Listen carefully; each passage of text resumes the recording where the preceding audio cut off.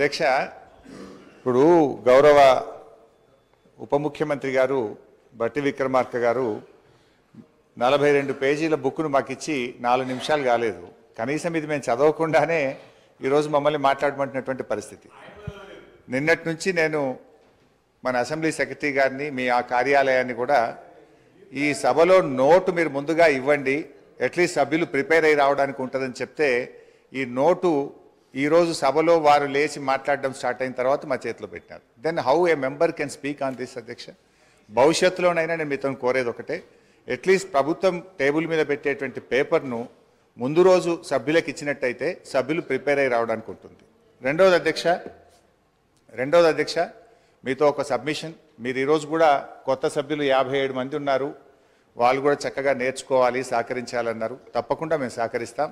కానీ మీరు కూడా దయచేసి సభ్యుల హక్కులను కూడా కాపాడాలి. ప్రొటెస్ట్ అనేది మెంబర్స్ యొక్క రైట్. ప్రభుత్వం ఇచ్చిన సమాధానంతో సభ్యులు సంతృప్తి పడినప్పుడు ప్రొటెస్ట్ చెప్పే హక్కు సభ్యులకు తప్పకుండా ఉంటుంది.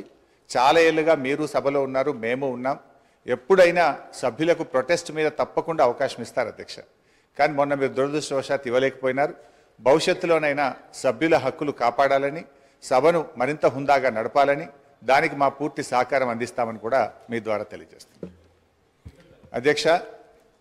ఇకపోతే సబ్జెక్టులోకి పోతే ఈరోజు మాట్లాడతారా? నాకు